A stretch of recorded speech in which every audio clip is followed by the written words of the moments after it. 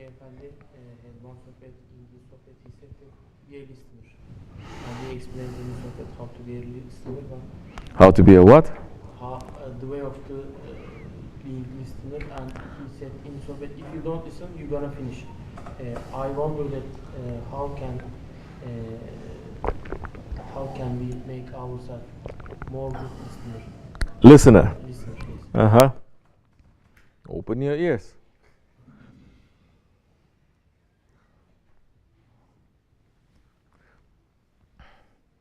Be interested. When you are listening, don't just listen with your ego.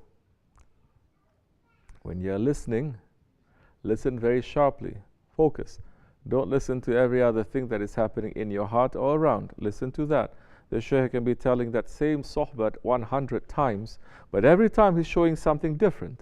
So you are not going to just listen to that story and say, I've heard this. I'm going to be busy with something else. You lost it. There's a reason why he's repeating it. We're repeating La ilaha illallah, but every time you repeat that, there's a different secret there. There's a different blessing there.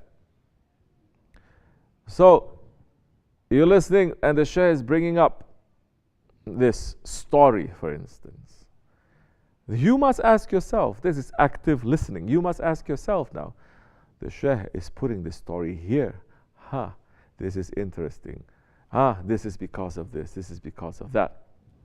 While you're listening, you are thinking. You're not listening like a robot. You're listening. What do you know what I used to do? I'm sitting down and thinking, Shaykh Efendi, okay, he's giving Sohbet.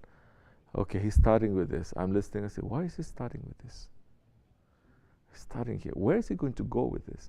Oh, he's going this way. He's going this way because he already gave all the points before. He's taking a turn. Now he's telling a story, but he used a story in a different way. So, and I'm thinking, he's using this story to say this. But why is he saying this? It was to lighten the mood. I'm trying to understand not only what is being said, how it's being said, why it's being said. And I'm watching and I'm listening. And I go back, I say, this story, okay, you know how it is when the sheikhs, they talk. You are just going along with the ride. And then finally he stops and he says, what was the last stop that we went? Everybody is lost. What did I just say? He's speaking. Some interruption happens. He stops. He says, you idiot, sit down. Don't be a robot. He finished that. Then he says, okay, where was I? Majority don't know where they were because they're just listening like a robot. That is okay, you understand.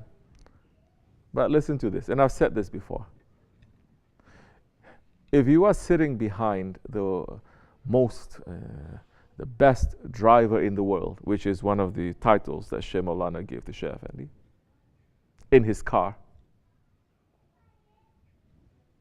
and he's driving, what would you do? Majority of the people, they're just going to be comfortable. Some will be sleeping, some looking out the window, some eating, some. But there'll be very few who's going to watch this driver, how he's driving.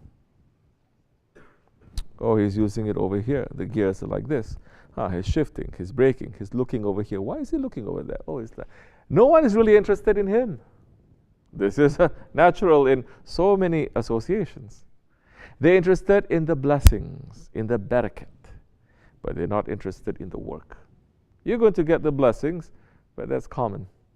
If you're interested in the work now, that time you're specially chosen by the Prophet ﷺ. So you watch how he's doing it, you're trying to figure out, you learn. You will get everything too, don't worry. You'll still talk a little bit, you'll still catch the sights, you may eat, but you're watching him. And you're trying to put yourself in his situation. Now, honor is given not to what lineage you belong to, not to how much money you have, not to who is cheering you and praising you. Honor is given as much as responsibility you have, that much honor you have. If you don't have responsibility and you don't carry that responsibility, it doesn't matter who you are, you're not carrying that responsibility, it is clear you don't have too much honor. Do you understand? So, you're sitting there, you're watching him. One day, maybe he's going to say, you're watching me, now watch what I'm going to do next. Now you start to have contact. He's starting to send things to your heart, you're starting to communicate about how to drive. One day he's going to say, I'm not driving, you drive. But you drive. I have so many things I have to do, and I have so much work that I can give to everyone, but you're the only one who's watching what I'm doing. Everyone else is sleeping. Hey, he's sleeping over there. So that time, we'll never give him the keys to the car. Never. Then that time people are going to complain, why like this and like that? I say, because you just want to sleep, so sleep. This Jamaat is not for people who sleep.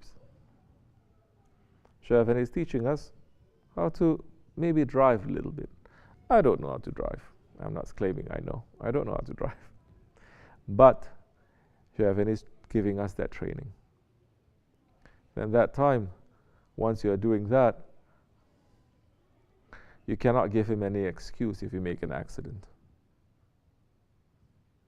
You cannot say. You cannot just say, I don't know what happened. Literally, if you're driving, an animal just comes up in front of you, and you don't know where it's coming from, and you hit it, you don't have any excuse to say that there was an accident. Not in this way. Because somebody is always right, somebody is always, what, you're going to blame the deer? You understand? If nothing else, physically you're not seeing it, spiritually something is wrong with you for you to make that mistake. Spiritually there is something wrong. Either you're not connected, or you thought something wrong, or some interruption happens, that's why you lost control. But no excuse. You understand? Right, this much is enough.